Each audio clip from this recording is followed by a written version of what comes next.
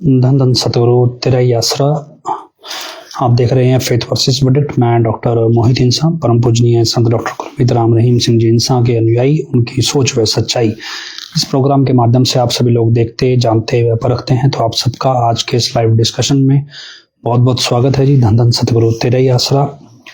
सबसे पहले सासंग जी, आज का जो पावन त्योहार है डेरा सच्चा सौदा के लिए ये सबसे बड़ा त्योहार है अभी तक। और इस त्योहार आज के दिन डेरा सच्चा सौदा की दूसरी पातशाही परमपिता शासतनाम सिंह जी महाराज ने इस धरती पे अवतार धारण किया था आज के दिन 25 जनवरी सन 1919 में। और उनका जन्म दिवस, अवतार दिवस डेरा सच्चा सौदा का सबसे बड़ा त्योहार है। तो आप सबको परमपिता शासतनाम सिंह जी महाराज के अवतार दिवस की बहुत बहुत बधाई देते हैं। हजूर महाराज जी को बहुत बहुत बधाई देते हैं। शाही परिवार को और समस्त साध संगत कुल आलम को बहुत बहुत बधाई देते हैं। धन धन सतगुरु तेरा ही आसरा। ये अफसोस की बात है कि लगभग आठवां भंडारा है, ये शायद 9वां भंडारा है, 8वां या 9वां जो 25 जनवरी वाला हजूर पिताजी हमारे बीच नहीं है। बाकी उनकी रहमत पूरी काम कर रही है। और सबसे दुर्भाग्यपूर्ण बात ये है भी जो सरकार की तरफ से एक नकली बहरूपिया और डेरा मैनेजमेंट की तरफ से उतारा हुआ है, वो एक बड़ा पखंड लीला कर रहा है और एक हिंदू धर्म के नाम पे मतलब लोगों को बुराई के रास्ते, नशों के रास्ते धकेल रहा है और दिखावा ये कर रहा है भी वो नशा छुड़वा रहा है। और क्या इसमें हम कर सकते हैं? ये विडंबना है, समय की मांग है, क्या है, किस तरह से मालिक का खेल है, तो ये तो आने वाला समय बताएगा। पर खैर, सच्चे सत्संगी के लिए, सच्चे प्रेमी के लिए जो कुछ होता है वो सब अच्छे के लिए होता है। तो हम भी उम्मीद प्रार्थना करते हैं इस भंडारे पे कि हजूर पिताजी जल्दी से जल्दी हमारे बीच आए और वो जहाँ कहीं भी हों वो सुरक्षित हों, स्वस्थ हों, खुश हों और अपने साथ संगत को आशीर्वाद दे रहे हों। बुराई कमज़ोर पड़े, हारे, सच्चाई की जीत हो, इस प्रार्थना के साथ हजूर पिताजी के चरणों में नारा लगाते हैं, धन धन सतगुरु तेरा ही आसरा। सत्संग जी, बहुत सारी चीज़ें हैं। आज भी बहुत सारे कई लोगों से मिलना हुआ, सत्संगियों से। तो कुछ लोग आए थे जो यूजुअली 25 जनवरी को आते हैं हर बार। तो फ़र्क सिर्फ इतना है कि वो जमुरे वाले प्रोग्राम में नहीं जाते। तो मिलने आए थे, मुलाकात हुई, बातचीत चली और ये सारी चीज़ें, परिस्थितियाँ समझने की कोशिश की, समस्याएं कितनी गहरी हैं और इन समस्याओं का प्रदर्शन हम करते रहे, इस समस्या में समाधान ना ढूंढें। तो हमारा काम समाधान ढूंढना है। ऐसी कोई समस्या नहीं है जो डेरा सच्चा सौदा के सत्संगी के लिए समस्या हो, क्योंकि जब हमारे पास हमारा कुल मालिक सतगुरु है तो फिर हमारे लिए कोई समस्या होनी नहीं चाहिए। तो समस्या का समाधान हमें ढूंढना है। हमारे पास हमारे पास जो सलाहकार है या हमारे पास जो नाम है, इससे बड़ी ताकत दुनिया में किसी के पास है ही नहीं। तो फिर हमें ये सबसे बड़ी ताकत जब हमारे पास है तो हमें किसी और से समाधान मांगने की जरूरत नहीं है। तो कोशिश करते रहेंगे। जो भी है खेल सतगुरु का है, खेलने वाला भी वो, खिलाने वाला भी वो, हराने वाला भी वो, जिताने वाला भी वो। हमें तो सिर्फ अपना कर्तव्य निर्वाह करना है और कुछ नहीं है। इसमें कोई तनाव नहीं, कोई सिरदर्दी नहीं, सब अपने अपने तरीके से होगा। बस उसमें कि हम, एक फिल्म आई है हाल ही में और बॉर्डर 2 आज ही देखी है मैंने। और मैं इसलिए देखने गया, मुझे लगा कोई बॉर्डर फाइट है, कोई इंटेलिजेंस का सिस्टम होगा, पर वो फिल्म थोड़ी अलग अंदाज में थी। पर उस फिल्म में एक चीज़ देखी हमने, उसमें एक स्टेज पे एक डायलॉग वो बोलते हैं कि जब 40 सिखों के सामने 10 लाख की मुगल फौज थी तो उन्होंने उनसे लड़ने की ज़रूरत की। मतलब क्या है कि उनका भी जंग ज़रूरत से जीती जाती है, भी ज़रूरत करनी पड़ती है आपको। तो जब समस्या आपको बहुत विकराल दिखाई देगी, जब आप ढूंढने निकलोगे, मसला उस समस्या का समाधान नहीं है, मसला उस समस्या से जूझने की ज़रूरत करने का है। भी आप ज़रूरत करें कि इस समस्या से भिड़ने की, मसला ये है कि हम एक कहानी सुनते हैं, लल्लू करे कवलियां रब सदियां पावे। तो लल्लू ने कवलियां करी, लेकिन उसको सीधा डालने वाले, रास्ते पे डालने वाला ईश्वर है। हमें जीतना किससे है? हमें अपने गुरु का प्रेम जीतना है। और ये प्रेम दिमागी तिगड़म से या चाल चल के या कोई प्लानिंग बना के नहीं पाया जा सकता, क्योंकि कौन सी प्लानिंग है जो हमसे बेटर हमारा गुरु कर नहीं सकता। हमें तो सिर्फ अपना प्रेम निभाना है, उसमें नियत रखनी है, और समस्या कितनी भी बड़ी हो अपने गुरु के दम पे उससे भिड़ने की जरूरत करनी है। उसे अंजाम तक पहुंचाना है या नहीं पहुंचाना, ये हमारा काम नहीं है। भगवत गीता में पढ़ना बड़ा आसान है, कर्म करे या फल की इच्छा ना कर, लेकिन कर्म कौन सा करना है ये ज्ञान हमें हमारे गुरु ने दिया है। तो उस दायरे में रह के भी, गुरु के ज्ञान के वचनों के दायरे में रह के कर्म करो। फल देना या ना देना ये हमारी मांग ही नहीं है। गुरु का शिष्य तो सचखंड मिल रहा हो वो तो भी नहीं मांगता। अगर गुरु सामने हो कि मुझे गुरु चाहिए, सचखंड नहीं चाहिए, तो गुरु का शिष्य तो इस स्तर पे काम करता है। सचखंड के सामने ये त्रिलोकी एक सुई की नोक जितनी है। तो जो सचखंड मिल रहा हो तो भी गुरु का शिष्य सिर्फ गुरु को मांगता है। तो इसलिए गुरु के हमारे को फोकस सिर्फ हमारे गुरु तक है। आप जरूरत करो, हम जरूरत कर रहे हैं, भिड़ो, जो रास्ता मिलता है देखो, वचनों के दायरे में है तो आगे बढ़ो। कुछ नहीं समझ आता, नियत रखो बढ़ने की, रास्ता खुद ब खुद बनेगा। भी हमें नहीं पता, मैंने आपको पिछली बार भी बात रखी थी, अगली क्लास में जाना है तो एग्जाम तो देना पड़ेगा।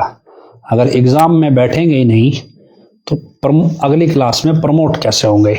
तो अभी तक जिस क्लास में हम हैं, इस क्लास में अगर प्रमोट हुए होते तो अब तक हजूर पिताजी हमारे साथ होते। हम प्रमोट नहीं हुए, मतलब जो एग्जाम हमें देना है वो अभी जरूरत है, उसमें भी एग्जाम देना है, देंगे तो प्रमोट होंगे। एग्जाम लेने वाला, एग्जाम की कंडीशन ही एक है, उसे सिर्फ एक ही चीज परखनी है कि हमारे अंदर हम चाह क्या है, क्या हम किस गुरु के अलावा किसी और चीज को मांग रहे हैं, या अंतर मन में गुरु को मांग रहे हैं, या गुरु के जरिए कुछ और मांग रहे हैं। तो जब तक हम ये कैलकुलेशन, हिसाब किताब लगाएंगे ना, तब तक ये होगा नहीं। बुल्ले शाह जी की जीवन में कहानी आती है। कहते बुल्ले शाह जी जब वो थे, मतलब भगवान की तलाश कर रहे थे, तो या कह लो भी उनका गुरु से अभी प्रेम पड़ा नहीं था। वो बड़े कैलकुलेशन लगाते थे, ये करना चाहिए, ये नहीं करना चाहिए। तो सुबह सुबह कहते हैं एक जगह दूध लेने जाते थे, और दूध, जो एक लड़की दूध डालती थी, मैंने भी कहानी सुनी है, पढ़ी नहीं है कहीं से, तो कहानी का निष्कर्ष समझना है हमें।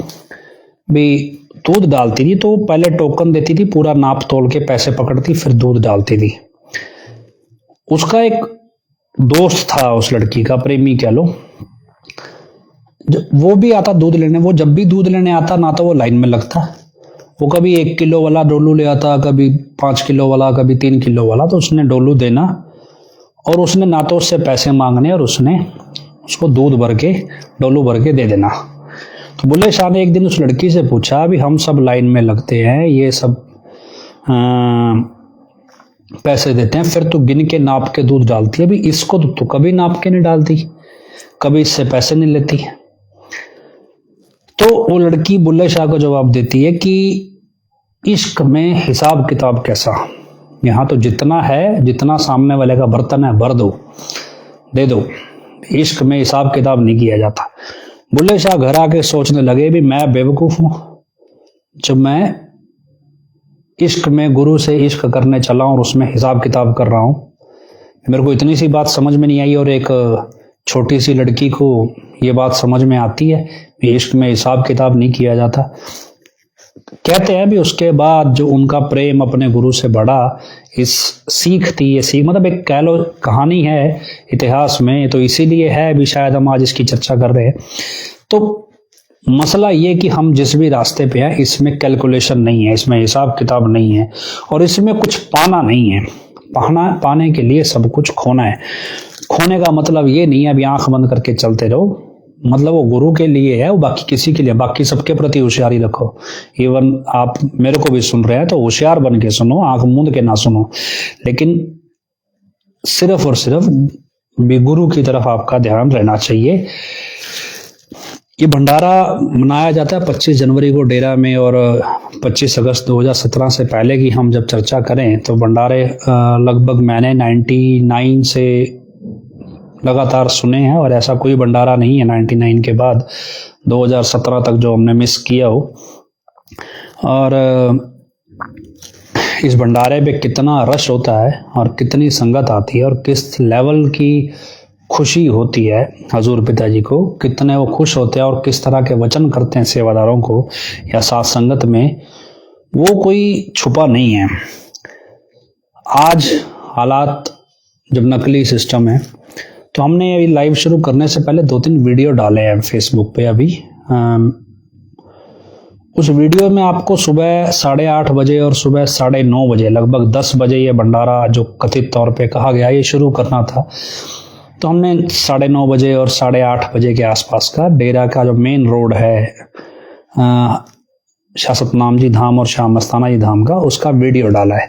उस वीडियो पे कितना लोग आपको नजर आ रहे हैं, ट्रैफिक ग्राउंड में कितना व्हीकल आपको नजर आ रहा है, कितना रश है, ये सब आपको प्रैक्टिकली दिखाया है। क्योंकि आम तौर पे जब भंडारा डेरा में होता था 2017 के उससे पहले का, तब करीब 2 या 3 दिन पहले सेवादार आ जाते थे और सेवादारों की गिनती लाखों में होती थी। तो हमें पता, तेरावास में जो मीटिंग में जाते थे तो 5, 6, 7 लाख तो सेवादार ही हो जाते थे।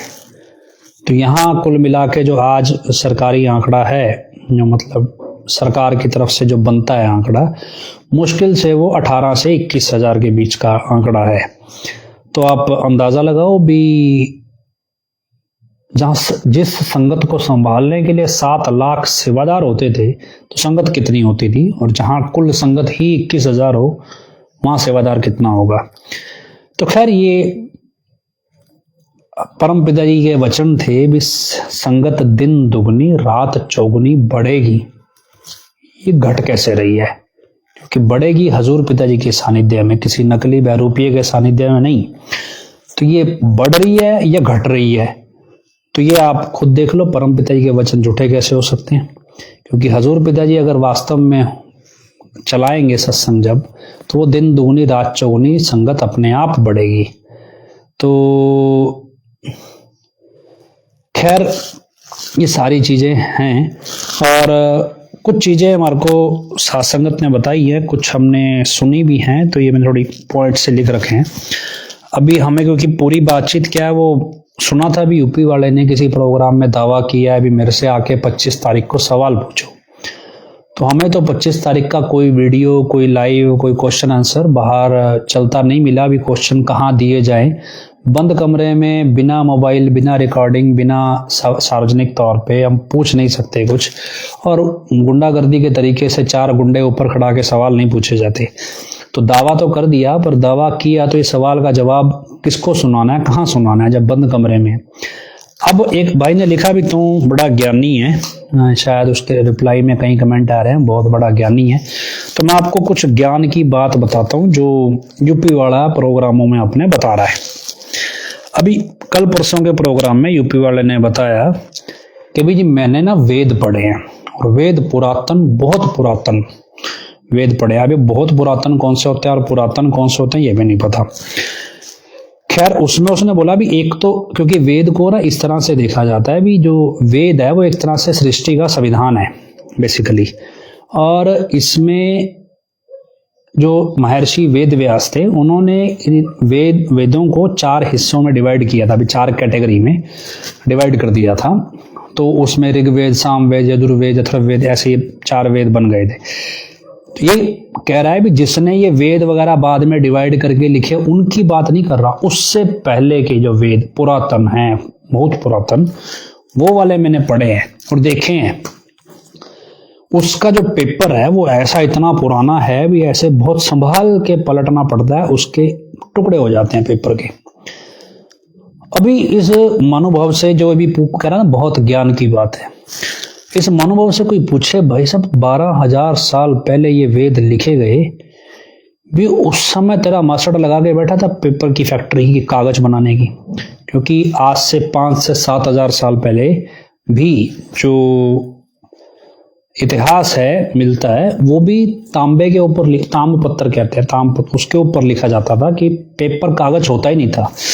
आज से 3,000 साल पहले भी, 3,000 क्यों, 2,000 साल पहले भी जाओगे तो चिट्ठियां, जो संदेश आते थे वो कपड़े पे लिखे जाते थे भी। कपड़े पे आपने कभी वीडियो सी वो भी देखे होंगे, नाटक वगैरह आते हैं जो राजा महाराजा संदेश भेजते थे, वो कपड़े पे लिखे जाते थे।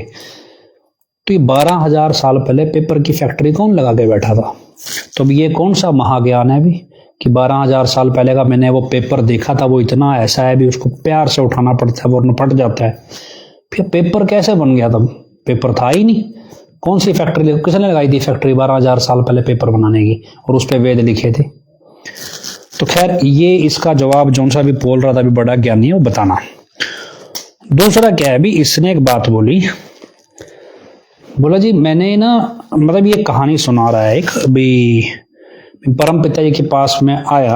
अब जितने भी लोग परम पिता जी के समय के सुन रहे हों या कभी सुनेंगे, सुनते हैं अक्सर, वैसे आप अपने मन में विचार कीजिएगा।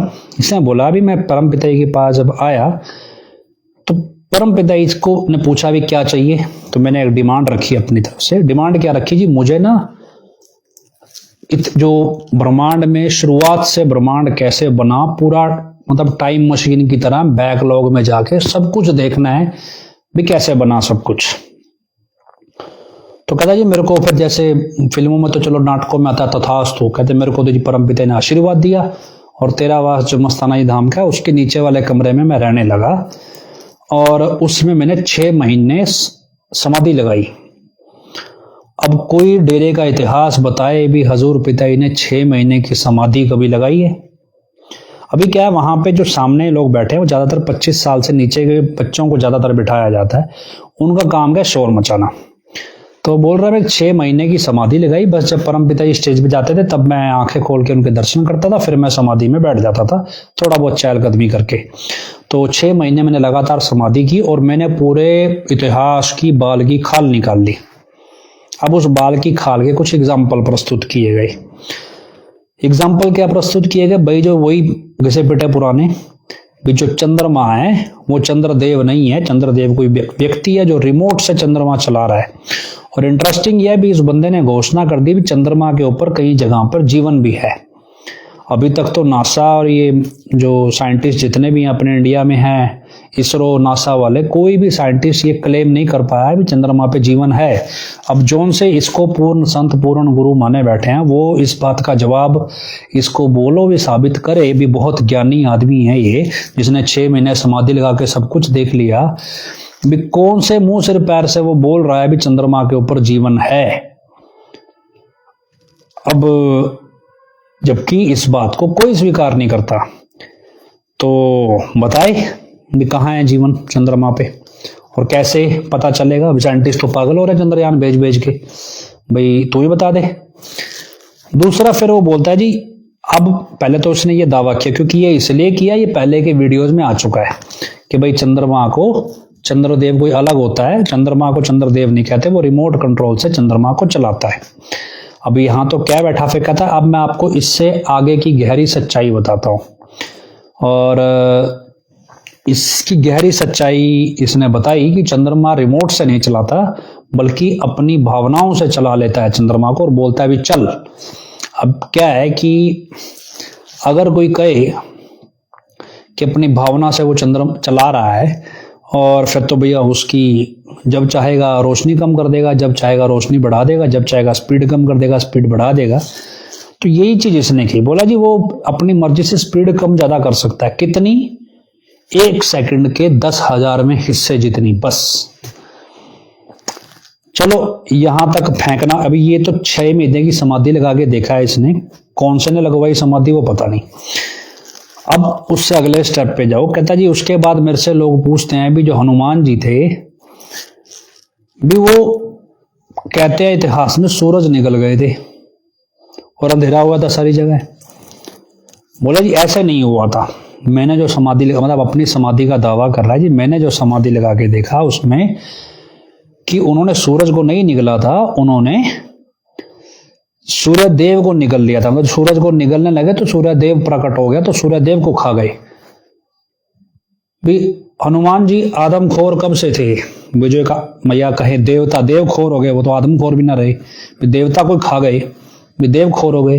ये कौन से इतिहास में आता है भी हनुमान जी देवता को निगल गए भी। और उसके बाद बोल रहे जी इंद्रदेव ने बाहर निकाला। भाई इंद्रदेव ने कैसे बाहर निकाला, गले में हाथ पा के बाहर निकाला, या हनुमान जी को रिक्वेस्ट करी भी बाहर फेंक दो इसको। तो कोई सेंस है, कोई लॉजिक है इस चीज का कि भाई देवता को निकल गए। फिर आगे से यहां बंद नहीं हुआ, ये इसने बाल की खाल निकाली है। अभी जो सा बोल रहा है जी बहुत ज्ञान है, भाई ये तुम्हारे वाले का ही ज्ञान है, मेरा नहीं है भाई। निकल गया जी, अब सूर्यदेव निकल गया तो सूर्यदेव की भावना हनुमान जी में घुस गई। मतलब अब क्या कहोगे इस पे, हनुमान जी में घुस गई। और फिर क्या जी, जहां जहां प्रकाश था प्रकाश रह गया, और जहां अंधेरा था वहां अंधेरा, सूरज खड़ गया। बोला सूरज खड़ गया मतलब, बोले सूरज, अब जब बोल तो ये बैठा है, उसके बाद बोल रहा सूरज भी ना अपनी धुरी पे घूमता है। अब ये नया आविष्कार है भी, सूरज भी मतलब घूमता है अपनी धुरी पे, नहीं सूरज चक्कर लगाता है, किसके पता नहीं, सूरज भी घूमता है। भी सूरज रुक गया ना, मतलब वो घूमता घूमता रुक गया, तो जहां अंधेरा था अंधेरा रह गया। मतलब इसने बोला कि समय रुक गया बेसिकली। ये समय रुकेगा, और जब सारा कुछ रुक गया तो समय रुक गया। इसका मतलब जहां अंधेरा वहां अंधेरा, जहां चांदना वहां चांदना। भी सूरज के अंदर कोई टॉर्च लाइट है भी, जो एक साइड की टॉर्च बंद हो गई और एक साइड की चल पड़ी, सूरज रुका, बाकी ग्रह तो नहीं रुके। तो ग्रह घूमते हैं तो सूरज की रोशनी बदलती रहती है, सूरज तो अपनी जगह टिका हुआ है। अभी सूर्य को भी धुरी पे घुमा दिया कहीं ना कहीं, भी सूर्य भी चक्कर लगाता है। अब ये कौन सी साइंस से बता रहा है, फिर बोलता है जी मैं तो भी वेदों की साइंस। अभी कहाँ है ये वेदों में, सूर्य चक्कर लगा रहा है किसी दूरी पे, किसी चीज के चारों तरफ, भी पता तो चले ना भी कोई रेफरेंस क्या है, लेकिन नहीं है। उसके बाद इसने बीच में ये भी कह दिया भी वेद सबसे पुराने, बाकी ग्रंथ तो बाद में बने, तो सबसे श्रेष्ठ उसने वेदों को घोषित कर दिया। तो अब कहां से क्या है, अब इसको समझा कैसे रहा है भी, जैसे भी मन की गति, मन मतलब मन से कोई देवता सूर्य चंद्रमा को चला रहा है, तो उसके बाद ये उसको जस्टिफाई करने के लिए उदाहरण देता है। उदाहरण क्या देता है, जैसे दिल्ली से बॉम्बे मुंबई एक फ्लाइट चलती है, तो फ्लाइट जब चलती है तो ऑटो पायलट मोड पे, जब एक प्लेन एक हाइट अपनी अचीव कर लेता है तो पायलट उसे ऑटो पायलट मोड पे डाल देते हैं, और उसे एक सीध में चलना होता है, वो अपने आप चलता रहता है। कहता ठीक इसी तरह है भी, एक तरह से ऑटो पायलट मोड है चंद्रमा का, जो चंद्रदेव ने डाल दिया है। अब ये बात बताते बताते क्या हुआ भी, उसने ये मतलब ये बात बताते बताते कहता जी बहुत पहले मैंने भी एक बार जहाज उड़ाया था। अभी खसर नहीं, मतलब फेंकने की लिमिट देखना आप। अब ये चीजें लाइव टेलीकास्ट से ओवरऑल वर्ल्ड में चला रहा है, और ये ब्रह्म ज्ञान दे रहा है वेदों का। फिर कहता है जी बहुत साल पहले मैंने भी हवाई जहाज चलाया था। अब कौन सा सत्संगी, कौन सा बंदा ये जानता हो भी कब चलाया भी इसने हवाई जहाज। हवाई जहाज चलाने के लिए प्रॉपर ट्रेनिंग चाहिए, और करीब करीब आज की डेट में वो 50 लाख रुपए में मिलती है, फ्री में कहीं नहीं मिलती। और फिर उसके बाद पायलट को भी जहाज चलाने से पहले हर बार टेस्ट पास करके आना होता है, तो बहुत सारा प्रोटोकॉल है। अब ये कहता है जी पायलट ने मेरे से चलवा लिया, भी पायलट ने बिठा दिया होगा। असल कहानी क्या है, असल कहानी ये भी, जब हजूर पिताजी एक बार किसी फ्लाइट में जा रहे थे, तो वहां के लोग, बड़े जो क्रू मेंबर थे, वो बहुत इन्फ्लुएंस हुए पिताजी से। तो जो पायलट था, जब वो हाइट अचीव कर ली उसने फ्लाइट ने, तो पायलट कॉकपिट से बाहर आके हजूर पिताजी से मिलने आया, और उसने हजूर पिताजी को रिक्वेस्ट की भी हमारे कॉकपिट में आप चरण टिकाओ। तो हजूर पिताजी कॉकपिट में गए, बस जाके बाहर आ गए, जहाज नहीं चलाया। ये कहानी हजूर पिताजी ने खुद सुनाई है, ये किस्सा। दूसरा, क्यों, अगर आपको जी क्या पता चलाया होगा भाई, कौन सा आपको पता है, आपने कौन सा देखा है, तो मैं आपको सोच की बात बताता हूं। हजूर पिताजी एक बार किसी आर्मी बेस पे गए, आर्मी का जैसे यूनिट था इंडियन आर्मी का, उस यूनिट पे गए, तो वहां का जो कर्नल था जो बॉस कह लो, ओवरऑल कमांडिंग ऑफिसर कह लो। तो जो कमांडिंग ऑफिसर पूरी यूनिट का जो हेड था, जितनी भी यूनिट वहां पे थी, उनके पास एक टैंक था और वो टैंक पाकिस्तान से किसी जंग में उनकी रेजिमेंट ने जीता था। तो जहां भी उनकी यूनिट जाती थी वो टैंक अपना साथ ही लेके जाती थी, मतलब आर्मर डिवीजन का टैंक था तो वो अपना साथ लेके जाती थी। तो ये अब हजूर पिताजी वहां गए उस यूनिट में, और जो कर्नल था वो जो भी कमांडिंग ऑफिसर, जो भी आर्मी में रैंक होता है एक यूनिट को, जो भी एक पूरा यूनिट का हेड होता है, जो भी रैंक का होता है, तो उसने हजूर पिताजी से अर्ज की, वो सत्संगी था, कि जी आप ये टैंक चलाओ। और वो उस टैंक को लगभग 15-20 दिन से साफ करवा रहा था। टैंक ज्यादातर साफ नहीं होते, बहुत लोहे का जुगाड़ है, तो पूरा चमकवा रहा था, अभी चमका के रखो। तो वहां के जो उनकी यूनिट के सिपाही थे वो सारा दिन टैंक ही चमकाते रहते थे। तो हजूर पिताजी को उसने कहा, जी मेरी रिक्वेस्ट है भी आप ये टैंक चला के देखो, चलाओ, ये हमारा जीता हुआ टैंक है जंग में। उस समय तो हजूर पिताजी कुछ नहीं बोले। जब वो टैंक में पहुंच गए तो जो टैंक का मेन कोई ना कोई तो ऑफिसर होगा आर्मी का, जो टैंक चलाने के लिए जिनकी ट्रेनिंग होती है, तो हजूर पिताजी ने सबके सामने उससे पूछा कि भाई क्या कानून हमें ये टैंक चलाने की इजाजत देता है? आर्मी का जो भी देश का कानून है, सही सही बताना। तो उस फौजी ने कहा भी नहीं जी, आपको सिविलियंस को इस तरह से टैंक चलाने की इजाजत नहीं देता। तो हजूर पिता कहते भी फिर हम नहीं चलाएंगे ये टैंक, आप चलाओ, हमारी तरफ से आशीर्वाद है, अभी हम नहीं चलाएंगे। देखना देख लिया हमने, तो सारे फीचर्स उन्होंने बताया, देखो जी इस तरह का टैंक होता है, जो भी मतलब एक नॉर्मल ब्रीफिंग करता है कोई भी ऑफिसर जो उसका एक्सपर्ट होगा। तो वो ब्रीफिंग हुई और उसके बाद हजूर पिताजी ने फिर ऑफिसर्स मेस में ऑफिसर्स के साथ ही खाना खाया, और जो भी हजूर पिताजी के साथ सेवादार थे उन्होंने यूनिट के साथ खाना खाया। तो अब जब जो इंचार्ज है पूरी यूनिट का, जिसके ऊपर सारी जिम्मेदारी है अपनी पूरी यूनिट की, उसमें जो टैंक हैं, उसमें जो घोड़े हथियार जो भी हैं, वो खुद ही ये बात कह रहा है जी मेरा ये टैंक चला के देखो। तब भी हजूर पिताजी ये पूछ रहे हैं भी क्या कानून हमें इस चीज की इजाजत देता है, और जब नहीं देता तो हम नहीं चलाएंगे। तो क्या एक पायलट अपनी मर्जी से किसी आम पैसेंजर को जहाज उड़ाने की इजाजत दे सकता है?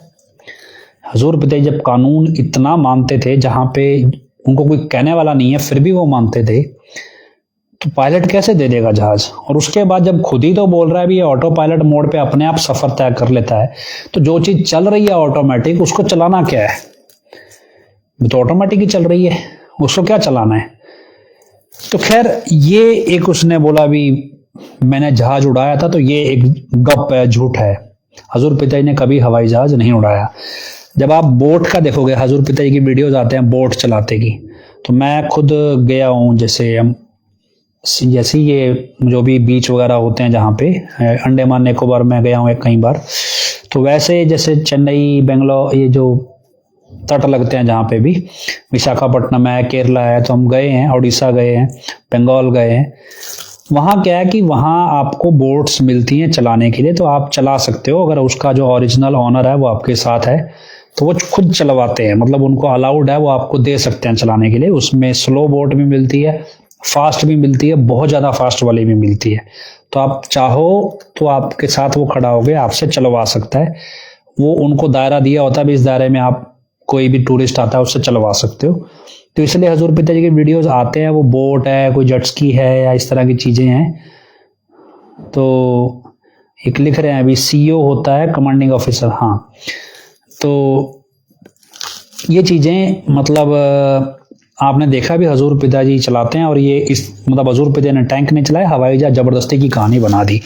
अभी इतनी झूठ क्यों फेंकने की जरूरत है? अभी इसमें ये सब चीज चल रही है और इसमें आप बताओ राम नाम की कोई बात नहीं हो रही। कहते हैं संत अपना अनुभव साझा करते हैं, जहाज उड़ाने से अपना अनुभव साझा किस रूप में कर रहे हैं अध्यात्म में। तो खैर फिर एक चीज और बोली इसने, बोला जी मैं मतलब क्या आप यकीन करोगे कि 13 साल की उम्र में हमने 250 ग्राम बाजरा लेके, 250 ग्राम बीज से 1 एकड़ में बाजरा बीज दिया था ऊंटनी के पीछे हल लगा के। अब किसान सोचे भाई क्या मसला है, अभी 250 ग्राम बीज लेके 1 एकड़ में बाजरा बीज दिया ऊंटनी पे हल लगा के।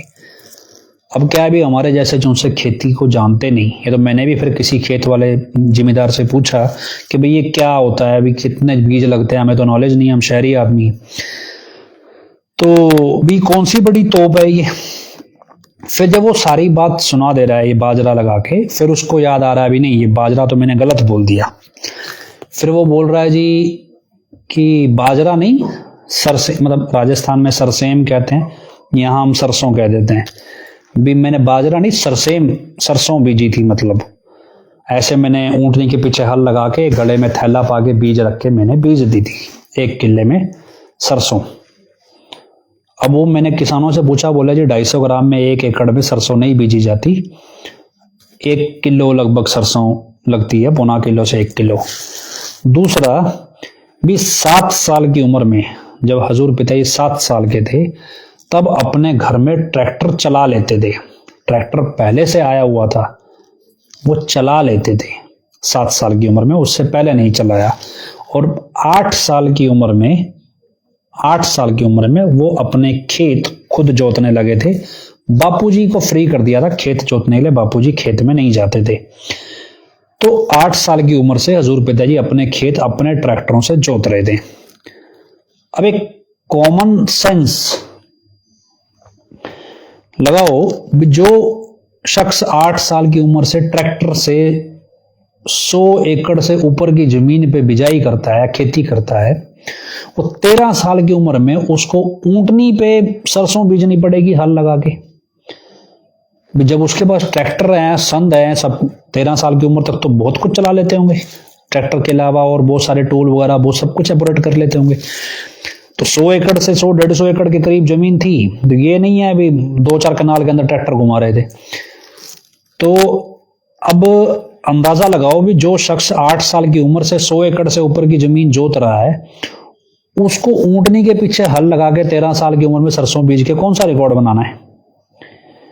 दूसरा क्या है, भी ऊंटनी से जिन्होंने हल बीज लगाया, जिन्होंने और बीज लगाया है, तो ऊंटनी की हाइट 13 साल के बच्चे के हिसाब से आप देखोगे तो ऊंटनी की हाइट ज्यादा है। तो एक बच्चा जो 13 साल का है उसकी हाइट इतनी नहीं होती भी ऊंटनी पे लगे हल पे, थोड़ा ऊंचा होता है, हालांकि छोटे भी होते होंगे उस समय, भी बीज भी डाले और हल को मैनेज भी करे, भी हल चले प्रॉपर, और एक तरफ से वो उस पर बीज भी डालता रहे, बिजाई कर दे। तो ये एक बड़ा गप नया और फेंक दिया।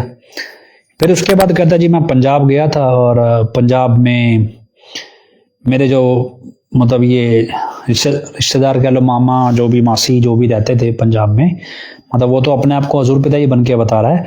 उन्होंने बोला जी हमारे यहाँ 1 एकड़ में 1 किले में लगभग 45 से 50 मन गेहूं होती है। तो कहते जी हम हमें चैलेंज कर दिया। हालांकि आज की डेट में जो आज का जो बीज आता है वो लगभग पंजाब के हिसाब से 1 किला 8 कनाल का होता है।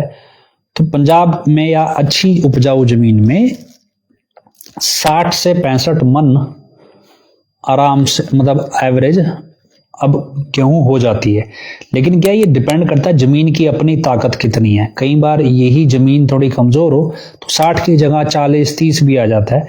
ऐसे ही आप देखो धान बीजते हैं जो लोग, धान में ऐसी जमीनें भी होती हैं जो 40 मन धान निकाल देती हैं, ऐसी भी होती हैं जो 20 ही निकालती हैं, 20 क्विंटल निकालते हैं, कोई 40 क्विंटल या मन जो भी निकालते होंगे एग्जैक्टली। पर आधम आध का फर्क भी आ जाता है, जमीन की अपनी जान भी मैटर करती है, अभी कितनी जान है और कितनी उपजाऊ है। तो ये कोई बड़ी नहीं। कहता जी फिर मैंने चैलेंज ले लिया, और हमारे यहाँ तो जी बीघा 5 कनाल का होता था, तो मैंने 5 कनाल में से 42 मन गेहूं उगा दी। तो अगर आप एक किसान को बोलोगे जी 5 कनाल में 42 मन गेहूं उगा दी, तो ये कोई आश्चर्यचकित बात नहीं है कि भाई बड़ा चैलेंज ले लिया ये वो। फिर उसको बोला जी मैंने 1 दिन के अंदर 1.5 एकड़ में से खड़ी कनक काट दी, जबकि कोई बढ़िया से बढ़िया फिट होगा जो किसान, वो भी 1 एकड़ ही काट सकता है। देखो हमें इसकी नॉलेज नहीं है, लेकिन ये इस तरह की चीजें, ये इसमें सिखाना क्या चाह रहा है, मतलब पिताजी कोई उदाहरण प्रस्तुत करते थे तो उसको कहीं ना कहीं रूहानियत में, अध्यात्म में जोड़ देते थे। तो ये कहाँ जुड़ेगा पता नहीं भी, ये मतलब जो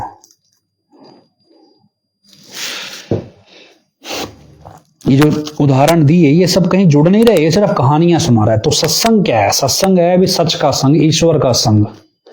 दादा दादी की कहानियां नहीं है सत्संग भी। सत्संग संत अपना अनुभव बता रहे हैं, अनुभव बता रहे हैं किस चीज का? अध्यात्म में। हर चीज को उन्होंने जाके अध्यात्म से जोड़ना है। इन सिर्फ ये कहानियां सुनानी है और कहने को ये सत्संग हो रहा है। तो क्या तो इसका करें भी, क्या करोगे आप इसमें और क्या समझोगे, क्या समझाओगे? फिर उसके बाद इसने एक और चीज बोली, बोला जी हनुमान जी के बारे लेके भी, हनुमान जी जो है वो उन जैसा भक्त आज तक दुनिया में पैदा ही नहीं हुआ, ईश्वर का भक्त कोई। तो जितने संत हुए इस दुनिया में, जो संत शहीद भी हुए, वो भी किसी गुरु के भक्त थे। भक्ति के दर्जे में संत कबीर जी का नाम बहुत ऊंचा आता है। वो इतने बड़े भक्त थे कि जब वो संत बने तो उनके आगे शिष्य भी संत बन गए।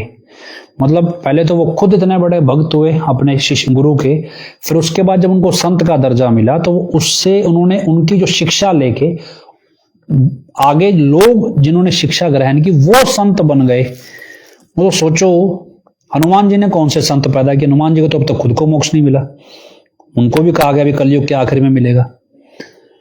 तो और उन्होंने तो संत बना दिए जो हजारों को मोक्ष दे सकते हैं। तो ये कैसे कह सकते हो भी हनुमान जी से बड़ा भक्त दुनिया में हुआ ही नहीं? गुरु गोविंद सिंह जी की तुलना किससे करोगे फिर? हनुमान जी ने अपना कोई वंश वार दिया था इंसानियत के लिए? उन्होंने सिर्फ एक युद्ध में साथ ही तो दिया था, एक युद्ध में सहायक थे वो। हाँ, उनके अंदर स्वार्थ नहीं था भक्ति में, सिर्फ उनकी जो मिसाल दी जाती है वो इसलिए भी हनुमान जी के अंदर भक्ति में स्वार्थ नहीं था भी। जब युद्ध जीतने के बाद क्योंकि रामचंद्र जी राजा बने तो सबने अपना अपना स्वार्थ अलग अलग तरीके से रखा, लेकिन हनुमान जी ने कोई स्वार्थ नहीं रखा, निस्वार्थ भक्ति थी, उनका प्रेम था। ये एक मिसाल उनके प्रेम की दी जाती है। अब आप जबरदस्ती का दावा कर दो भी उनसे बड़ा कोई भक्त नहीं था, क्योंकि आजकल प्रधानमंत्री को हर बंदे को हनुमान ही बनाना है, मतलब हर चीज में हनुमान जी घुसाने हैं। तो जब प्रधानमंत्री घुसा रहा है भाई ये इसको तो बनाना ही था। मेरे को ये समझ में नहीं आया, जो इसके बराबर रूढ़ी बैठती है उसने इसको बोला नहीं मगर हनुमान जी सबसे बड़े भगत थे तो तू क्या चाहता है भी मैं बांदरी बन जाऊं? यही है ना, क्योंकि तेरे हिसाब से इसने बोला हुआ है ना पहले कि भाई ये तो बहुत बड़ी भक्त है, तो इस जैसा तो बन ही नहीं सकते आप, खुद ही बोला हुआ है इसने। तो भी फिर अब तूने बोला भाई हनुमान जी तो बड़े हो गए इससे, अब ये क्या करे बंदरिया बन जाए कि भाई मैं बंदरिया बनूंगी फिर मैं बड़ी भक्त बनूंगी हनुमान जी से भी। तो मतलब एक क्या सिर पैर है, अभी किस तरह का ज्ञान फैल रहा है, क्या चीज है? तो खैर ये सारी चीजें जैसी भी हैं चल रही हैं, और क्या तो आप इसमें निकालोगे, क्या समझाओगे, क्या समझोगे?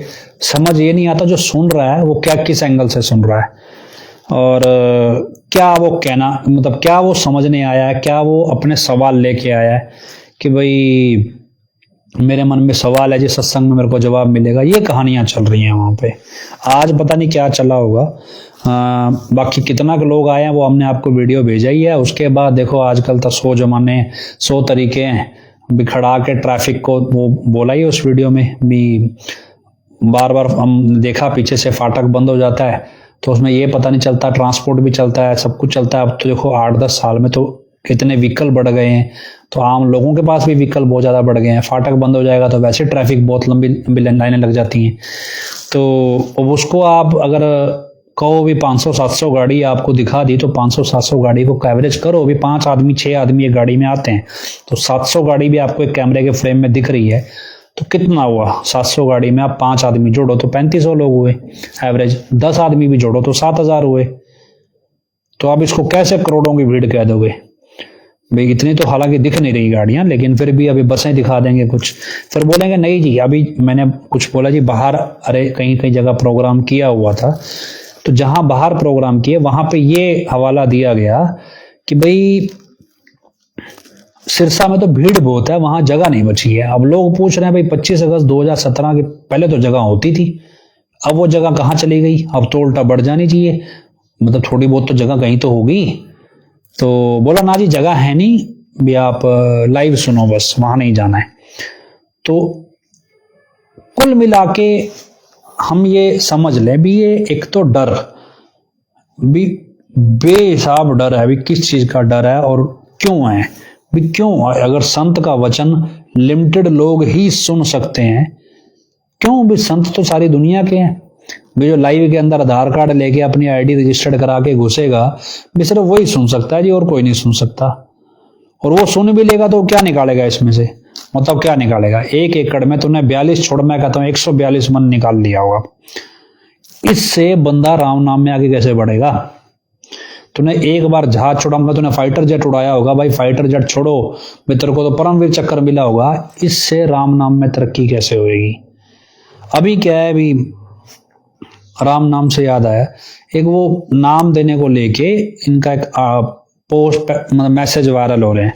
उस मैसेज में सबसे पहला पॉइंट क्या लिखा हुआ है, जिसके घर में बच्चा नहीं है उसके घर में जल्दी किलकारी गूंजेगी। भाई उनको बच्चे की डिमांड भी तो होनी चाहिए, तो जबरदस्ती उसमें कहीं नहीं लिखा भी ये मोक्ष मुक्ति का साधन है, संत से सत्संग सुनना चाहिए। ऑफर दिए जा रहे हैं, जैसे मान लो ऑफर देते हैं ना, आम बिजनेसमैन ऑफर दे रहे हैं, जो चीज मर्जी कह दो, आपके कर्जे उतर जाएंगे, आप अमीर बन जाओगे, आपका धंधा दौड़ने लगेगा, आप भूत प्रेत भाग जाएंगे। पिताजी कह रहे भूत प्रेत होते ही नहीं, मतलब आप ये ऑफर दे रहे हो नाम के ऊपर, नाम ले लो इससे आपको ये ऑफर है, उसके ऊपर ये ऑफर चल रहा है, बच्चा भी मिल जाएगा, नशे भी छूट जाएंगे, आपके ये ऑफर चल रहा है। तो ऐसे बहुत सारे लोग हैं, इतिहास में बहुत सारे लोग हैं जिन्होंने नाम भी लिया, काफी हद तक सेवा भी करी, सुमरण भी किया, उसके बाद उनको अहंकार आ गया, फिर वो बुराई के रास्ते चले और फिर वो एक महापापी कहलाए। वो संतों के रिश्तेदार भी हुए, संतों के भाई भी हुए, संतों के बच्चे भी हुए, जिन्होंने संतों को शहीद तक किया। तो फिर ये किस कैटेगरी में गए। वहां तब नाम का ऑफर चल नहीं रहा था, अभी चल रहा है ये। पिता ये बोलते युग युगांतर से मालिक तक पहुंचने का रास्ता केवल नाम है, और ये नाम देने से पहले यही नहीं बता रहा है लोगों को भी ये मोक्ष मुक्ति का साधन है। उसको पता है भी जो मैं दे रहा हूं इससे मोक्ष मिलेगा तो है नहीं। अब प्रॉब्लम क्या है, थोड़ा बहुत समझदार बंदा है, वो कह रहा है भी यार उसमें फिर वो लिख रहा है बीमारियां, कर्जे। भाई तुम दुनिया को नाम देके बोल रहे हो तुम्हारे कर्जे उतर जाएंगे, तुम अपना कर्जा उतारने के लिए हर दूसरे दिन लोगों के यहाँ कटोरा लेके पहुंच जाते हो भी हमारे को पैसा दे दो, हमारे को डेरे में ये काम कराना है, हमारे को फलानी जगह ये काम कराना है, हमारे को ये बिल्डिंग बनवानी है, ये बिल्डिंग छुड़वानी है। क्यों? तो खुद के तो कर्जे इतने उतर नहीं रहे, दूसरों के कैसे उतर जाएंगे। खुद तुम्हारा बिना मांगे काम चल नहीं रहा, लोगों को बोल रहा है भी हमें दे जाओ, तुम्हारे को वो कहते ना भी तुम 1 रुपया दोगे भगवान तुम्हें 10 लाख देगा। वो आता नहीं कि तुम गरीबों की सुनो, गरीब तुम्हारी वो सुनेगा, तुम्हें 1 रुपया तो तुम्हें वो 10 लाख देगा। जिस गरीब दो तो गरीब तुम्हें 10 लाख दिलवाने की क्षमता रखता है, वो खुद क्यों नहीं मांग लेता भगवान से। तो खैर ये कोई वो नहीं है, 10 लाख के लालच में कोई 1 रुपया नहीं देता है कभी भी, वो 1 रुपया मदद के हिसाब से देता है। ये नहीं देता भी मेरे को इसके बदले 10 लाख मिलेगा तो मैं 1 रुपया दूं, मतलब ऑफर नहीं चलता कभी दान दक्षिणा में। तो खैर ये क्योंकि ये जो ज्यादा हिंदूवादी से बनते हैं, नकली वाले, असली हिंदू तो जिन्होंने इसको हम दावे से कहते हैं। आप छोड़ो, आप वेद ग्रंथ उठाओ जो ओरिजिनल लिखे हुए हैं, आप उसकी एक लाइन का मतलब आपको समझ में नहीं आएगा, क्योंकि वो पहली बात तो हिंदी में लिखे नहीं हुए, वो संस्कृत है या उससे पहले ब्रज भाषा जो भी चलती थी, भी बहुत सारी भाषाएं पहले चली हैं, ओरिजिनली किसी और स्क्रिप्ट में लिखे गए हैं वो। लेकिन क्या है कि अब वो हमारी भाषा हिंदी ज्यादा है, तो हिंदी में तो लिखे नहीं गए, किसी ना किसी ने ट्रांसलेट किए होंगे, जिसने भी किए उसको समझ के, तो हिंदी में ओरिजिनली नहीं लिखे गए। इसको बोला भाई तो जौन सा तूने पेज देखा कभी मोबाइल से फोटो वगैरह खींच लेता, दिखा तो सही भी कौन सा है ये 12,000 साल पुराना पेपर, पता तो चले, हो तो दिखाए, फेंक नहीं है, ऐसा ही सुनने वाला है। वो आंधी पीसे कुत्ता खाए वो वाला काम है भी, ना तो पीसने वाले को पता ना खाने वाले को पता, कुछ चल ही रहा है ऐसे धंधा, बस सुन के आ रहे हैं लोग, वहां बैठ के ताड़ियां और बजा रहे हैं। अभी क्या, क्योंकि 25 साल से कम की उम्र के बच्चे हैं, जवान हैं, इनको नहीं आइडिया है भी डेरा की विचारधारा क्या है, आध्यात्मिक दुनिया क्या होती है, उनका कौन सा समाज से वास्ता पड़ा है। बच्चे हैं, पढ़ रहे हैं, जुनून में, जोश में, खेल कूद मौज मस्ती, अभी उनकी दुनिया यही है। हम भी 25 साल से कम की उम्र में ऐसे ही थे, हमें नहीं पता था क्या गुरु प्रथा क्या, क्योंकि हम शहरी आदमी, ऊपर से पहले कर्म कांड करते थे हमारे परिवार वाले, तो हमें तो खुद नहीं पता था गुरु प्रथा क्या होती है। तो धीरे धीरे समझ में आया। हालांकि पंजाब के लोगों को तो आती है, लेकिन हम हरियाणा साइड में तो हमें नहीं आती थी। तो ये कोई वो नहीं है भी लिमिट नहीं है भी आप इसको जिस भी तरह से डिफाइन करो कि भी 25 साल से कम के बच्चों को आप बिठाओ और उनको समझाओ। देखो तो जैसे ही वो तो भी कच्ची फेज में जैसा ढाल दोगे वैसा ढल जाएंगे। कुछ बच्चे मेरे को मिलते हैं, एक बच्ची है वो आती है एक्सरसाइज वगैरह करने, वर्जिश सुबह सुबह, 5वीं 6ठी क्लास में है, ऐसे कोई गेम है उसके पास, वो उसकी तैयारी करने आती है। और उसके माँ बाप सत्संगी होंगे, वो मेरे से पूछती है, लॉकेट देख लिया उसने मेरे गले में पाया हुआ, बोले आप सत्संगी हो, पिताजी यहाँ पे आए थे, ऐसे था वैसे था। अब उसके दिमाग में अजीबोगरीब कहानियां वो जो सुन रही है, वो तो बच्चा है वैसे ही उसको समझ आ रही है। तो मेरे को सुन के उसकी बात ना तो ये समझ में आया भी मैं इसको क्या कहूँ, क्योंकि जब मैं इसको कहूँगा इसने अपने पेरेंट्स को बोलना है, वहां मसला कुछ और खड़ा हो जाएगा, वो फिर लड़ाई खड़ी हो जाएगी, बच्चों को फुसला रहे हैं। लेकिन अब हम कहें भी ये बच्ची कभी बड़ी होगी तो इसके फ्यूचर पे क्या असर होगा इस तरह की कहानियों का, इस तरह की चीज़ों का, जो ये सुन रही है, जो ये देख रही है अभी, तो कैसे इसकी धारणा बनेगी, कैसे इसको विश्वास आएगा कि चीज़ों पे, कैसे समझेगी भी झूठ और सच में फ़र्क क्या है। लेकिन क्या है भी आप सोचो भी आपके जो भी लोग वहाँ जा रहे हैं, उनके जो परिवार बच्चे हैं, उनकी नींव खोखली हो जाएगी। हम जब डेरा के स्कूल में पढ़े हैं तो डेरा के स्कूल में हजूर पिताजी का फोकस कभी ये नहीं था अभी आप टॉप करो, आप बड़े ओहदे पे पहुंचो। तो सिर्फ एक ही फोकस था, अभी बच्चे इंसान बने, मशीन नहीं बनाना है हमें, ये इंसान बने। अब जिन जिन को मशीन बनना था वो मशीन बनते चले गए। अब आप बताओ भी हजूर पिताजी वहाँ पे हर तीसरे दिन बच्चों के हॉस्टल में, हमारे हॉस्टल में थे पहले हम, हाँ लगभग हर तीसरे दिन चौथे दिन पिताजी आते थे, घंटा 1.5 घंटा 2 घंटे बैठते थे, कुछ हंसी मजाक चलता था, कुछ शिक्षा देते थे। तो उस समय तो नहीं समझ में आती थी इतनी उसकी गहराई, उस समय तो ये समझ में आता था भी ये जो शख्स बैठा है भी इसके सामने कोई गलती नहीं करनी है, और अगर गलती करोगे तो इसको पता चल जाता है, और इसलिए भी इससे सॉरी मांग लो और किसी से सॉरी मांगने की जरूरत नहीं है। हम छोटे होते इतना ही सोचते थे, और भी इसको खुश करना है भी, अच्छा कुछ परफॉर्म करेंगे तो ये खुश हो जाएंगे। तो एक क्रेज था, बस इतना ही पता था। अब उस नींव में वो शिक्षाएं जो थी वो उस समय तो नहीं समझ में आती थी उसकी गहराई, जैसे जैसे उम्र बड़ी हुई, जैसे जैसे बाहर पढ़ने गए, तब वो चीजें समझ आने लगी। फिर धीरे धीरे और बड़े हुए तो पता चला भी अच्छा भी किस तरह से क्यों दे रहे थे पिताजी हर तीसरे दिन 1.5 घंटा 2 घंटे क्यों बच्चों में लगाते थे, उनकी नींव मजबूत कर रहे थे। आपको कितने के बच्चे दिखते हैं, 1994 में गर्ल्स स्कूल खुल गया था और 1996 में बॉयज स्कूल खुल गया था, उसके बाद गुरसर, तारानगर, बुधनी, काफी जगह स्कूल खुले। कितना टाइम बच्चों को पिताजी ने दिया, कितने के बच्चे आपको दिख रहे हैं जो आपको हजूर पिताजी की बताई शिक्षाओं से जोड़ते हो? कोई नहीं मिलेगा आपको, बहुत रेयर 1-2 मिलेंगे। सब अपनी कहानियां पेल रहे हैं फालतू की। हजूर पिता की शिक्षा क्यों नहीं? क्योंकि उन्होंने खुद ग्रहण नहीं की, तो वो आपको कैसे देंगे? वो खुद उस पर नहीं चल पाए तो आपको कैसे चलने के लिए कहेंगे? चले होते तो इंसान बने होते, मशीन नहीं बने होते।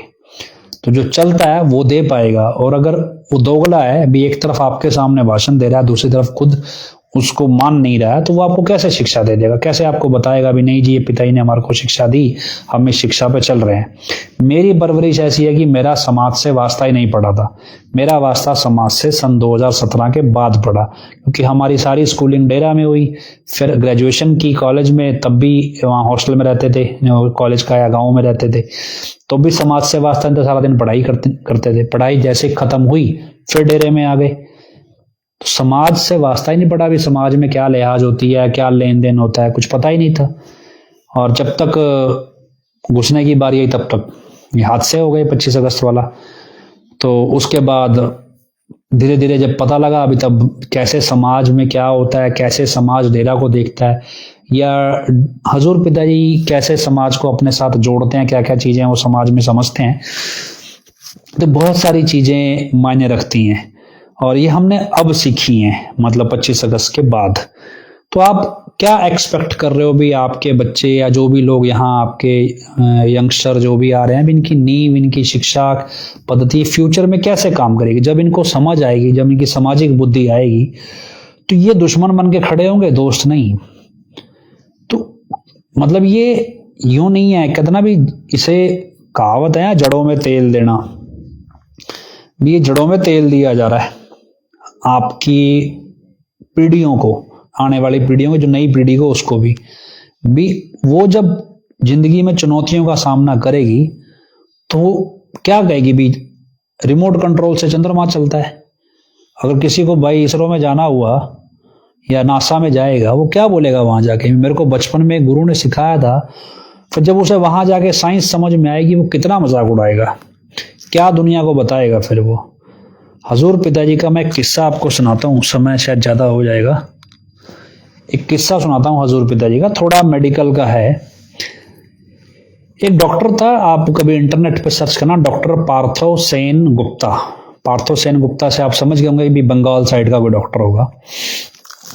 तो पार्थो सेन गुप्ता एक डॉक्टर है, अभी एक बहुत बड़ा हार्ट स्पेशलिस्ट है, वर्ल्ड लेवल का, छोटे मोटे लेवल का नहीं, वर्ल्ड लेवल का। तो डिस्कशन चल पड़ी हजूर पिताजी के साथ पार्थो सेन गुप्ता की। वो एक इकोकार्डियोग्राफिक एक्सपर्ट है, जो मैं टेक्निकल टर्म है, सीधी सी भाषा में कहें तो जो हार्ट का इको होता है, एक टेस्ट होता है, जिन्होंने करवाया होगा उनको कभी आप देखा होगा, पता होगा, अल्ट्रासाउंड की तरह एक टेस्ट होता है, हार्ट का फ्लो चेक करते हैं, तो ऐसे ही होता है। तो साइंस का एक फॉर्मूला था कि हार्ट जब ब्लड पंप, मतलब हार्ट में क्या ऐसे एक तरह से थैली है, वो ऐसे कसेगी तो हार्ट बाहर जाएगा, खुलेगी तो बाहर वाला हार्ट ब्लड जो है वो अंदर, जो साइड में है खाली, मतलब बिना ऑक्सीजन वाला ब्लड अंदर आएगा, और जब पंप करेगा तो उसमें ऑक्सीजन मिक्स हो जाएगी, वो बाहर चला जाएगा। तो हार्ट ऐसे काम करता रहता है। तो अब साइंस ने एक फॉर्मूला निकाला भी, जो ये हार्ट ऐसे पंप करता है, कितना प्रेशर बनाता है। तो जो फॉर्मूला साइंस ने बनाया, उस, या जो भी साइंटिस्ट ने, जो भी विज्ञान से बना, उस फॉर्मूले के हिसाब से 7 फुट से ऊपर के व्यक्ति को हार्ट जो है वो ब्लड सप्लाई पूरी तरह दे नहीं सकता। मतलब ये फॉर्मूला जो है ये 7 फुट के बंदे तक तो सही लागू हो सकता है, इससे ऊपर के बंदे को प्रॉपर हार्ट ब्लड सप्लाई नहीं दे सकता, जो फॉर्मूला पहले चलता था। तो अब ये जो पार्थो सेन गुप्ता है, ये रिसर्च करने लगा भी फिर ये 7 फुट से ऊपर के बंदे का हार्ट कैसे काम कर रहा है। इसका मतलब जो ये फॉर्मूला है ये सही नहीं है। अब उसकी रिसर्च में उसको समझ नहीं आ रहा था भी ये फॉर्मूला गलत कहाँ पे है, इसको कैसे समझा जाए। तो वो एक दिन हजूर पिताजी के पास ऐसे बैठे थे, आते थे, अमेरिका ज्यादा रहते हैं ये, तो अमेरिकन सोसाइटी ऑफ इकोकार्डियोग्राफी एक है, तो वहां से उनसे कांटेक्ट रखता है ना, तो ये आए कई साइंटिस्ट अमेरिका से भी। तो हजूर पिताजी से बात चलने लगी कि भाई ये हार्ट जो ब्लड पंप करता है भी, ये इतने बड़े शरीर में पंप कर नहीं सकता, मतलब 7 फुट से ऊपर के। लेकिन हम देखते हैं कि 7 फुट से ऊपर के लोग अच्छी लंबी जिंदगी जीते हैं, और इतिहास में तो 27-50 फुट के लोग भी हुए हैं। तो इसका मतलब ये फॉर्मूला गलत है। हजूर पिताजी ने, मतलब कहते ना, ऐसी मौज में आके मतलब वचन फरमाए वहां पे, कहते बेटा जो राइफल की गोली निकलती है ना, राइफल से जब वो गोली निकलती है, ऐसे ट्रिगर दबाओगे तो वो गोली सीधी नहीं निकलती, वो ऐसे घूम घूम के आगे बढ़ती है, स्पाइरल मूवमेंट होती है, ऐसे घूम घूम के आगे बढ़ती है। तो हो सकता है जो हार्ट ब्लड पंप करता हो वो भी सीधा ना फेंकता हो, जब वो पंप करता है तो वो ऐसे घूम के आगे जाता हो, मतलब राइफल की गोली की तरह। अब वो पार्थो सेन गुप्ता इकोकार्डियोग्राफिक एक्सपर्ट था, मतलब हार्ट की पंपिंग एक्टिविटी को पढ़ने वाला मशीन पे, उसका एक सुपर स्पेशलिस्ट है। अब उसने ये चीज पकड़ ली हजूर पिताजी की, और उसने चीज ऑब्जर्व करनी शुरू की भी, अगर ये पाइप है, मान लो कोई भी गोल चीज है, पाइप, मेरे पास कुछ ऐसी चीज पड़ी नहीं है, चलो एक गिलास पड़ा है, मान लो एक गिलास है ऐसे गोल।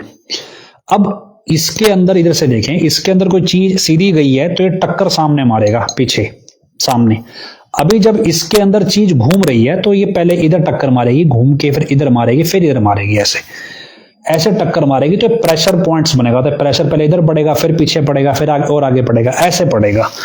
तो अब उसने ये प्रेशर स्टडी करना शुरू किया कि क्या ये प्रेशर अलग अलग नाड़ियों पे ऐसे आगे बढ़ता जा रहा है या सीधा जा रहा है। तो उसने पाया भी ये ब्लड जो है ये सीधा नहीं चल रहा है, ये घूम के जा रहा है, इसलिए ये 7 फुट छोड़ो, ये 15 फुट 20 फुट कितनी भी हाइट के बंदे को ब्लड सप्लाई कर सकता है। अब जब ये चीज हजूर पिताजी ने ऐसे ही बता दी, अभी कितनी मतलब ये हजूर पिताजी का तरीका है, भी पूछ लिया बता दिया। तो अब ये हजूर पिताजी का लेवल है और इनका क्या है, ये गूगल के डॉक्टर हैं, मैं गूगल देख के बताएंगे। तो खैर मेरा जो सारी चीजें बताने का मसला है भी, जो ज्ञान की बात कर रहे हैं, विज्ञान किसको है क्या है, हमको यहाँ पे ज्ञान का कंपटीशन लगाने नहीं आए भाई। तुम्हारा जिसको तुमने गुरु बनाया है या जो जितने भी तुम उस गुरु के सो कॉल्ड ब्रह्म ज्ञानी बने हो, भाई तुम तो हमें ही नहीं काउंटर कर पाए, गुरु की सोच को तो कहां, गुरु के लेवल पे तो कहां पहुंच जाओगे। हम वो लोग हैं जिन्होंने समाज को 2017 के बाद पढ़ा, उससे पहले देखा ही नहीं। मतलब बहुत सारी चीजें तो हमने दुनिया में देखी ही नहीं, तो हमने तो अब पढ़ना शुरू किया दुनिया को। और उसको तुम काउंटर करने की बात कर रहे हो। आज हमने 1996 का नाम चर्चा लगाई, तो वो एक भंडारा था, आया जन्म दिहाड़ा आया, तो 1996 का एक भंडारा सत्संग लगाया हुआ था। सेंस ऑफ ह्यूमर की बात बताता हूँ, पिताजी का कितना सेंस है चीजों को पकड़ने का। परम पिताजी के जीवन की कहानी सुना रहे थे, तो उसमें परम पिताजी के बारे में बताते हैं भी एक झींवर आया करता, जो पानी भरने आते थे लोग घर में भी, वो आया करता था। और क्योंकि वो सत्संग यूपी का था, तो पिताजी वहां सत्संग करते दौरान पूछते हैं भी यहाँ पे क्या बोलते हैं, भी हम वहां तो कुछ और बोलते हैं, भी यहाँ क्या वर्ड इस्तेमाल होता है भी जो पानी भरने वालों के लिए। तो अब नीचे जो शख्स खड़ा है उसने जो वर्ड बोला, मतलब बताया हजूर पिताजी को, वो समाज में एक तरह से जाति सूचक मान लेते हैं, कुछ हद तक भी छोटा दिखाने के लिए वो वर्ड इस्तेमाल किया जाता है। तो वो वर्ड उसने नीचे से बताया, तो हजूर पिताजी ने सुन के वो वर्ड बोला नहीं। हजूर पिताजी हाँ जो भी है हमारा मतलब तो समझ आने से है, भी समझाना था। मतलब आप सोचो भी इतनी बारीकी से जब वो सत्संग करते हैं, उनको ये पता होता है भी ये वर्ड, हालांकि हजूर पिताजी वो खुद को पूछ रहे हैं वो कि ये वर्ड कौन सा इस्तेमाल होता है, वो उनकी जानकारी में जैसे नहीं है, लेकिन जब नीचे वाला शख्स बता रहा है तो भी उनको पता है भी ये वर्ड माइक पे बोलना ठीक नहीं है, तो वो उसको साथ ही बात को पलट दे रहे हैं और बोल नहीं रहे हैं, और बोल रहे हैं भी ठीक है हमारे को तो बात समझानी थी, आपके समझ आ गई, बस इतना ही काफी। सोचो इतनी बारीकी से चीज पकड़ते थे वो, एक भी चीज गलत नहीं बोलेंगे, किसी को चुभ ना जाए। और ये क्या नौटंकी जब मैंने आपको बताई आधे घंटे में पिछले, भी वेदों के कागज होते थे उस टाइम, कागजों पे वेद लिखा गया था। भी कौन से लोग, किसने कागज बनाए थे उस समय। भी मैं 1 एकड़ में भी मेरे पास ट्रैक्टर थे, सारे संद थे, फिर भी मैं ऊँटनी के पीछे हल लगा के बिजाई करता था। मतलब मैं 1 बीघे से 42 मन गेहूं निकाल के, चमत्कार हो गया था तो भी 42 मन गेहूं निकाल दी मैंने। अगर मैंने एक साथ 1.5 एकड़ में वो काट दी, फसल काट दी, तो 6 महीने मैंने तपस्या करके समाधि लगा के मैंने चंद्रमा के पास जो रिमोट कंट्रोल है, या सूर्य देव को हनुमान जी कैसे खा गए थे भी ये बता दिया, भी हनुमान जी को भी आदमखोर बना दिया बैठे बैठाए। तो मैंने हवाई जहाज चलाया था। क्या बड़े बड़े इतने फेंक रहे हो गप, और ये सत्संग हो रहा है। मतलब ये सत्संग है कि सत्संग की आधी घड़ी सुमरन वर्ष 50, ये सुन के आपको 50 वर्ष का सुमरन मिलेगा। कमाल है ना, ये नौटंकी है। खैर ये चीजें हैं। और एक जानकारी और आई थी भी, आज किसी डेरे में पंजाब में पुलिस ने रेड मारी है चलते प्रोग्राम के अंदर, या भंडारे के चलते प्रोग्राम में। क्यों मारी है क्या, अभी पूरी जानकारी तो मुझे पता नहीं, मैं दिन भर आज बाहर था, तो किसी के पास हो तो भेजिएगा भी पंजाब में कहाँ रेड पड़ी है, क्या कुछ है, क्यों पड़ी है, किसी को जानकारी हो तो बताइएगा। तो खैर हम उम्मीद करते हैं, प्रार्थना करते हैं सच्चाई जल्दी सामने आए और सबको समझ आए, और उस उम्मीद के साथ हजूर पिता के चरणों में नारा लगाते हैं, धन धन सतगुरु तेरा ही आसरा। एक बार फिर से हम आप सभी को परमपिता शाह सतनाम सिंह जी महाराज के अवतार दिवस की बहुत बहुत बधाई मुबारकबाद देते हैं। धन धन सतगुरु तेरा ही आसरा। और हम प्रार्थना करते हैं तमाम बहन भाइयों के लिए जो अपने गुरु से अपना प्रेम और निभागे, जो इंसानियत की राह पे शहीद हो गए, मालिक उनको अपनी गोद में और ऊंचा स्थान प्रदान करे। इस प्रार्थना के साथ हजूर पिता के चरण में नारा लगाते हैं, हैं धन धन सतगुरु तेरा ही आसरा। आखिरी में अरदास बोलते हैं, धन धन सतगुरु तेरा ही आसरा। हे मालिक तुझे लाज है, अब बहुत हो गया, तो दया में रहमत कर, तेरे प्यार मोहब्बत की राह में हमें कोई दुख तकलीफ ना आए, तो ऐसी रहमत बख्श व सबको सुमति दे। किस तरह से देनी है यह तो सब जानता है, जिसको जैसे देनी है वैसे दे, वो तेरी मर्जी। धन धन सतगुरु तेरा ही आसरा।